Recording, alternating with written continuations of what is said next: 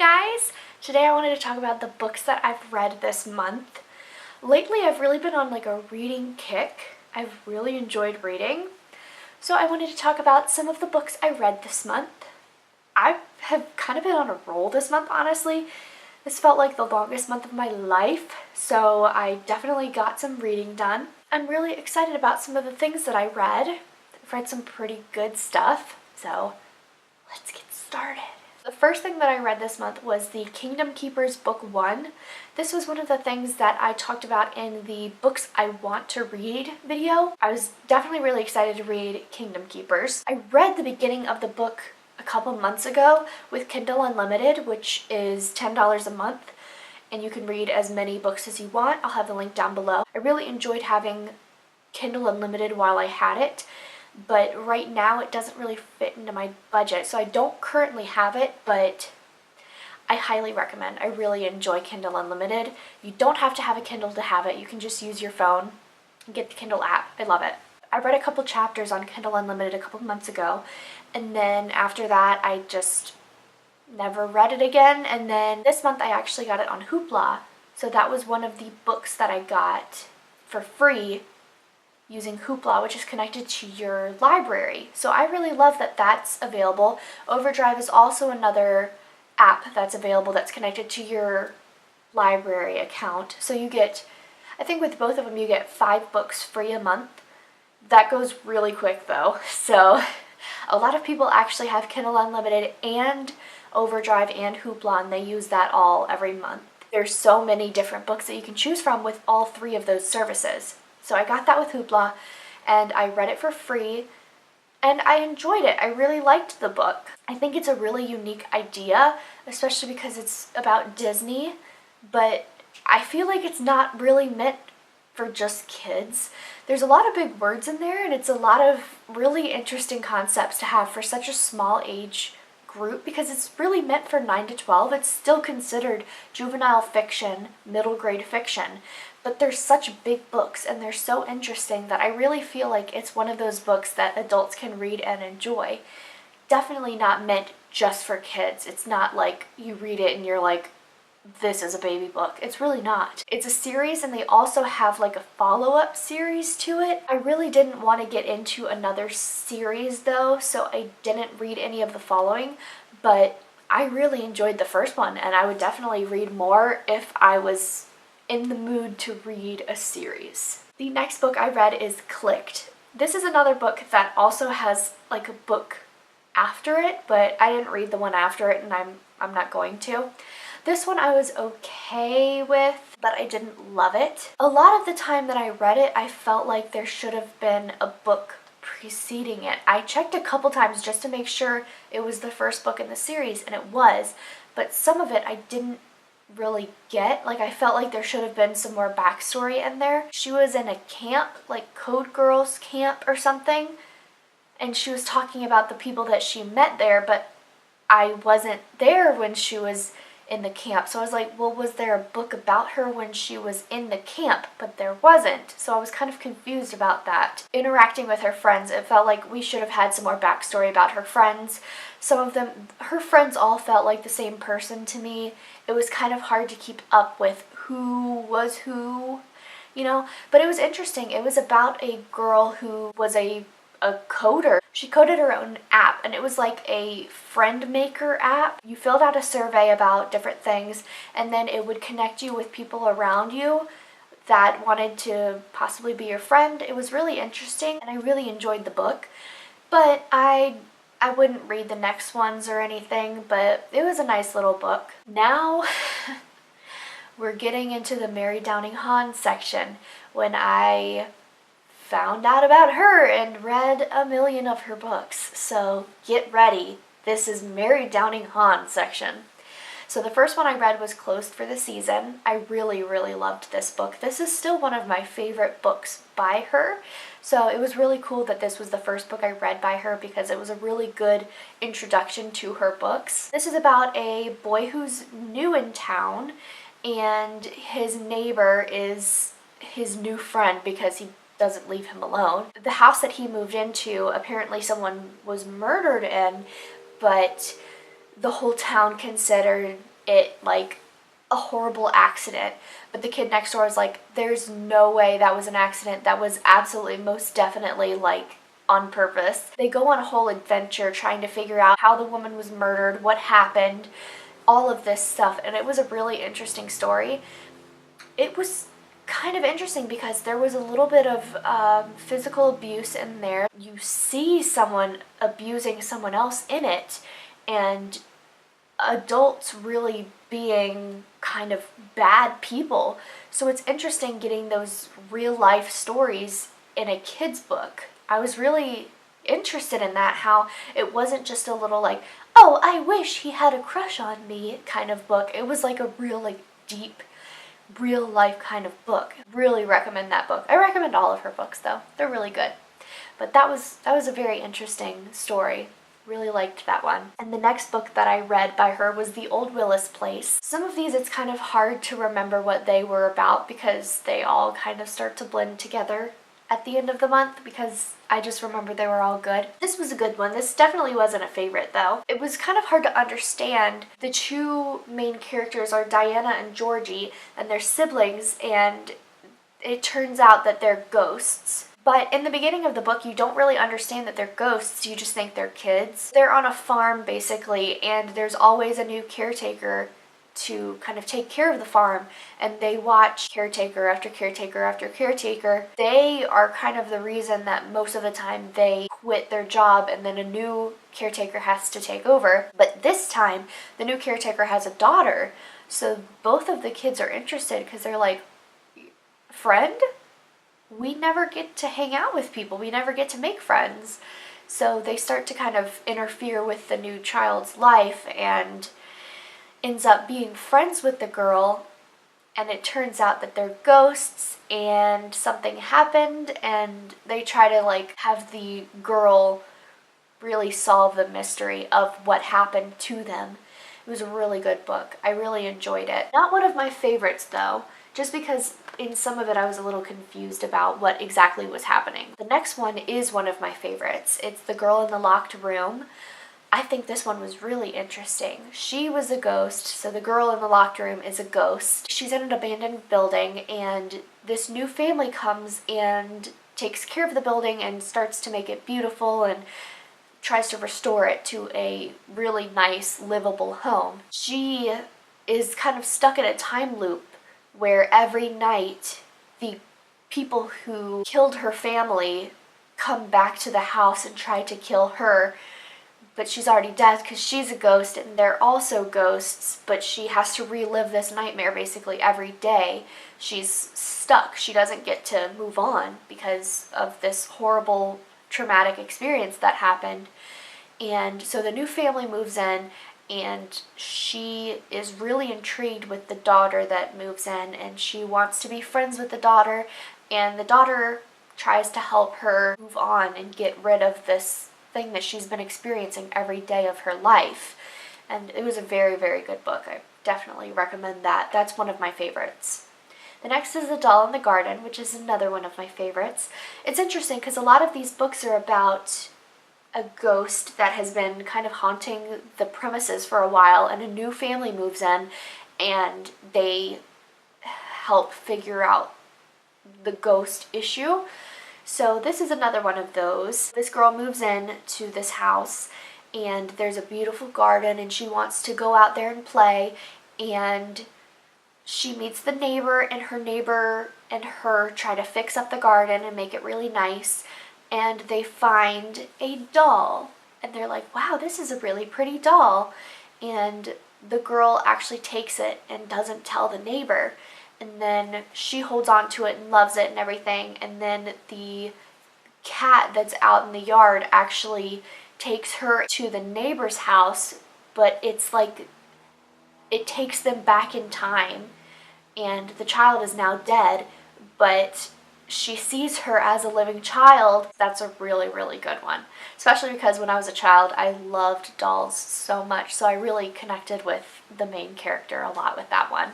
The next book is Deep and Dark and Dangerous, and this one was a good one. They're all good. I need to stop saying that. It's going to get really annoying. The main character's name is Allie, and she finds a picture. There's 3 girls in the picture, but the 3rd girl is actually ripped out. And she knows that the 2 girls in the picture are her mother and her mother's sister, but she wants to figure out who the other person is because she never heard of her. She never knew that there was another person in their lives. She asks her mother, she asks her mother's sister, and they're both like, I don't want to talk about it. She goes with her mother's sister to this beach house that they always used to go to as a kid, but she's never been there, and she actually gets to figure out who the 3rd person was in the picture and what happened. I really liked this one, and I liked the wrap up of it too. It was a good ending. Next is Wait Till Helen Comes. There's these 2 kids, and their mother is a single mother. She gets married to a single father of 1 child, and the father's child doesn't get along with anybody. She's really upset about everything. She hates that she's moving in with the family. She befriends a ghost, and she keeps saying, wait till Helen comes. She's going to make you sorry. She is going to ruin your life, basically. And they have to tell her, you got to stop hanging out with Helen. She's a ghost. She's going to try to kill you. She's going to try to make you her friend forever. And that was another one with a really good wrap-up. I really enjoyed that book. Next is All the Lovely Bad Ones. And this one was about a girl who actually saw several ghosts. And they were all abused by a woman, and she ended up killing them. And they're like, you gotta get revenge on this woman, basically, because she killed all of us, and it was a horrible thing that happened. And she tries to figure out how to get these children to actually get laid to rest and to forget what happened and move on. Next one is The Dead Man in Indian Creek. These 2 friends go camping in the woods, and the next morning they wake up and they see a dead man in the water, and had a bullet in his head, and they're trying to figure out what happened, and they go to the cops and everything, try to really figure out who did it and get the guy some justice. This one actually didn't have any ghosts in it. It was more like someone killed someone and they have to figure out who did it. Same thing with the first one, actually, closed for the season. There was a kind of a ghost in it, but mostly it was just about bad people. Next one is Took, which is the first one I've ever heard of by her. When I worked at Books A Million, my friend was like, oh, this book is so good, you gotta read it. And I just never did. So now I finally read Took. And it was about a boy and his little sister. And his little sister got taken, or took from him, got kidnapped. And they try to figure out how to get her back. And she got taken by a ghost. And the final, no, it's actually not the final. The next book is Witchcatcher. This is another one of my favorites. This girl and her father move into a house that, well, it's really a castle that was given to them because he was the only living relative of the man that died, and it was his castle, so it was kind of willed to them. So they live in the castle, and they find this beautiful, I mean, there's a lot of beautiful things in the house because it was well decorated and everything, and the man was a genius. He did everything, but he was also a painter, and he collected items.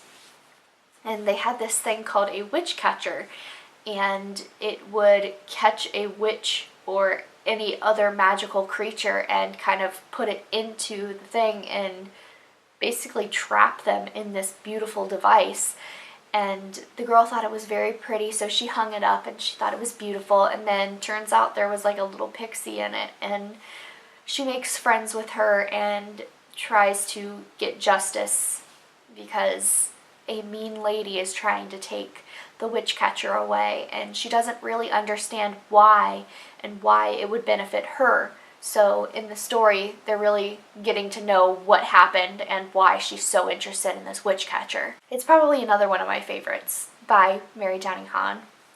And the final Mary Downing Hahn book that I read, and probably the final book I am going to read by her, is Ghost of Crutchfield Hall. This girl is an orphan. I guess it's her living uncle actually finds out that she's out there somewhere and he wants to adopt her. So he brings her back to his house, and his sister hates her already because she looks very much like a girl that died on the property. So she's automatically, she hates her, which is weird because it's not her fault, and she's been an orphan all her life. She's not that happy, and she's kind of a sad little girl. They have a boy that lives there, and he stays in bed all day. He's not well, and she finds out why he is that way and what is happening, and there's a ghost that is haunting the property. It's another really good one. And now we're finally getting out of ghost stories. Where I Belong. Maybe that's another Mary Donningham book. Good lord. Okay, I lied again. I have another Mary Donningham book. It's called Where I Belong, and this one is definitely different than her other books. This is another one where there's no ghost. This boy is in the foster system, and he is very sad. He's not doing very well.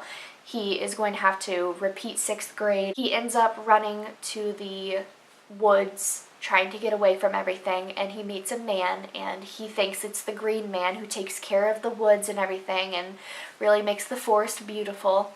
So he befriends this man and really believes he is this magical creature who is all good and everything. He meets a girl and they become friends, and they both hang out in the treehouse that he makes. Over time, he starts to understand who the Green Man is and tries to better himself. It was also very interesting because it was about a boy who feels like he was abandoned by his parents, and there's some abuse in there too, so some heavier topics, which I really enjoy in a kid's book. The next book is autobiography. I finally read it. I have been wanting to read this book forever, and I finally got to read it.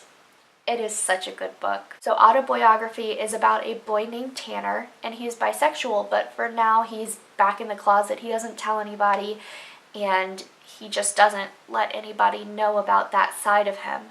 And his best friend's name is Autumn, and they tried to date, but it didn't really work out because he didn't have feelings for her, and he wished he did because it would make things a lot easier, which is kind of funny because their relationship was really cute, and it would have made their lives a lot easier if they would just get together. The story was really cute, and both of them go to this writing seminar, which I really liked because I'm a writer, so I was like, oh cute, they're writing a book. The person that helps teach the class is Sebastian. I didn't know how much religion was kind of going to be in it. It was about a Mormon. Sebastian was a Mormon, and I definitely didn't read that in the synopsis, so I didn't expect that at all.